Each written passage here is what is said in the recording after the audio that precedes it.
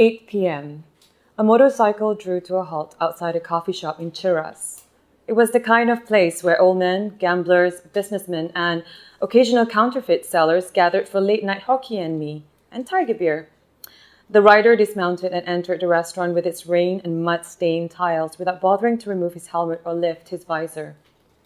He made his way inside, past the Indonesian servers holding bowls of soup and kway teow, through the clouds of cretic smoke, and walked to the back of the restaurant, where a man with a shock of wavy blonde hair sat in front of an altar of the deity Kuan Yin. The blonde man was known as Ah Feng the Phoenix, for reasons everyone had forgotten. He was an enforcer for a group of loan sharks who controlled Petaling Street, intimidating even the most errant of fake beggars into abiding by the rules that they had laid down. Ah Feng?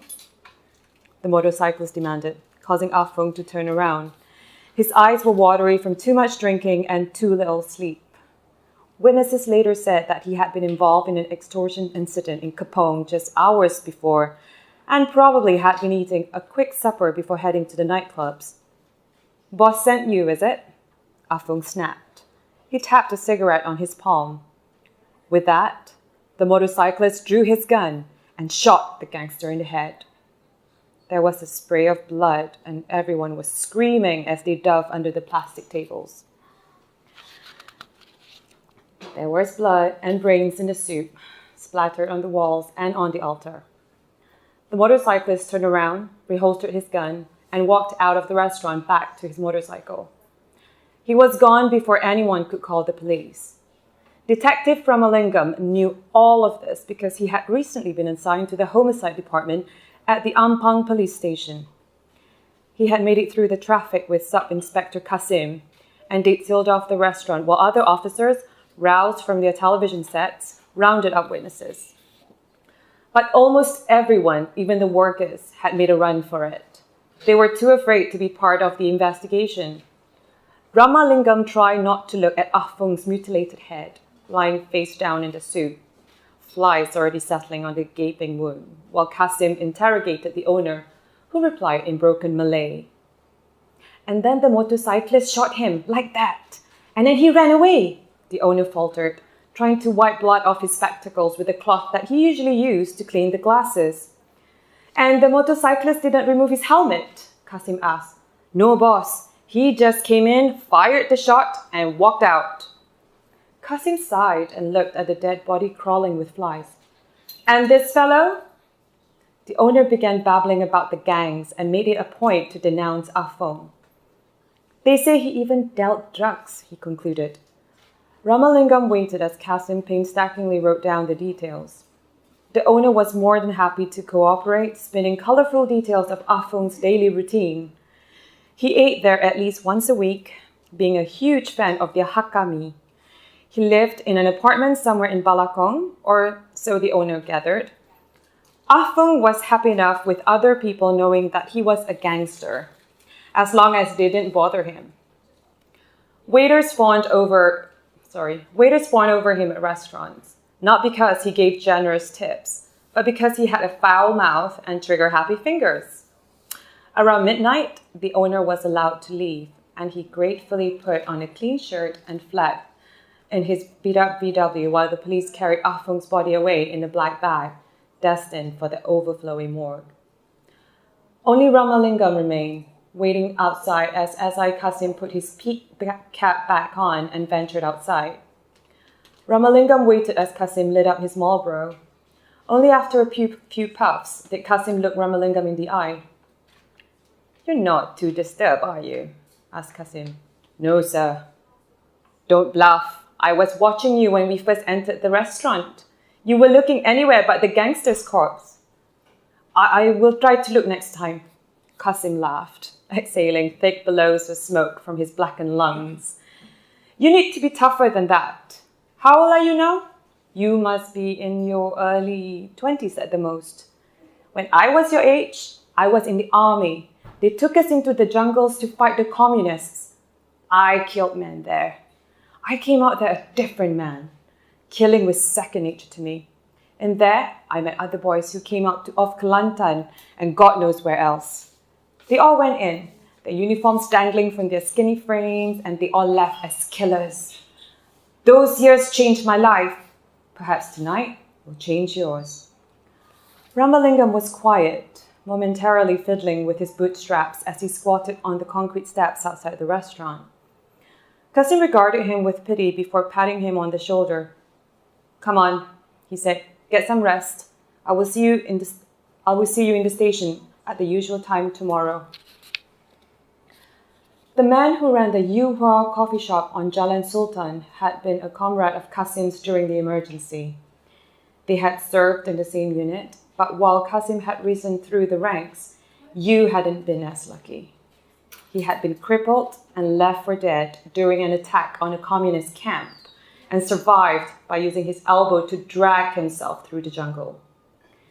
Yu now needed crutches to get around, using his pension to pay the rising electricity bills. From what Ramalingam heard, Kasim had contracted him as a police informant by paying off his gambling debts. Ramalingam had only been to the coffee shop once, during which Kasim and Yu had chatted for hours about random things, from the political crisis in Singapore to the Indonesian confrontasi. But now it seemed like Yu had noticed something amiss. "You told me," Kasim wheezed as Ramalingam entered the station the next morning, "that one of the young men who lives down the road from him has recently been acting strange. He has also obtained a motorcycle. His name is Wong Kah Lok, I believe. We don't know anything else about him. No criminal record, not even a speeding ticket. And he was out late last night. You saw all of this and told me everything." "So where is this Wong now?" "In custody. A squad car picked him up at Yu's coffee shop an hour ago. Come with me. We'll question him now." Ramalingam had never been in the interrogation room before. He looked at Kasim. Kasim's face was blank, but his trembling hands told a different story. The interrogation room was exactly as Ramalingam pictured it. It was bare, painted white, with only one fluorescent light flickering in the dimness. They took their seats at the plastic table and waited. Kasim said nothing. The door opened again and Ramalingam looked up to see a police officer shoving a man through it. The man was Chinese, a hooded eyes and a mustache, his hair lank and untrimmed. He looked straight at Kasim as he was pushed into his chair. That was the first time Ramalingam had ever seen a prisoner look back with such contempt. "You are Wong, aren't you?" Kasim growled. "Wong Kah Lok?" "Yes, I am." "Then you know why you are here. You have been arrested on the suspicion of committing murder." "I did no such thing, officer." "Don't lie." Kasim was on edge now, leaning forward. "Last night, a motorcyclist killed a man in a coffee shop in Cheras. My sources told me that you recently acquired a motorbike, and last night you were out at the time of the murder." The man blinked. "So I was out, but that doesn't mean that I did anything. I borrowed a friend's motorbike." "So what?" "I am sure many of your officers also have motorbikes. Even children know how to ride them." "Don't be cocky, Wong. You are here because you are our prime suspect." "But you have no proof. You say I shot a man, but I have no gun. Tell me if you can find one person who can prove I was there." Ramalingam watched as Kasim flexed his fingers. "I don't care," he spat. "I am the law here. We can easily throw you into jail. You might never leave." The man was silent for a while. Was it out of fear? No, it was something more complicated than that. "Throw me in," he challenged them. "But I have friends who can back me up. They were with me last night, down at Bukit Bintang. I swear, officer, that I was nowhere near Cheras." Kasim stood up suddenly, and for a split second Ramalingam thought he was going to reach for his revolver, but he didn't, although his hand hovered over it for a moment. Then he stormed out. Ramalingam looked back at Wong, who was gazing at the floor. Ramalingam followed Kasim outside. Kasim had already lit up a cigarette. He was quiet, sitting alone at the table where the other officers took their breaks. So what now, Tuan? Ramalingam asked. Damn all this! I miss the communists, Qasim swore. We can't do what we like any longer. Now that we're in a democratic, perfect country, we can't beat him up or throw him into the jungle to die. We have no proof. We'll get laughed out of court with no evidence. Surely there must be something. A witness, one of his roommates or something. We have to let him go, Qasim said, sounding defeated.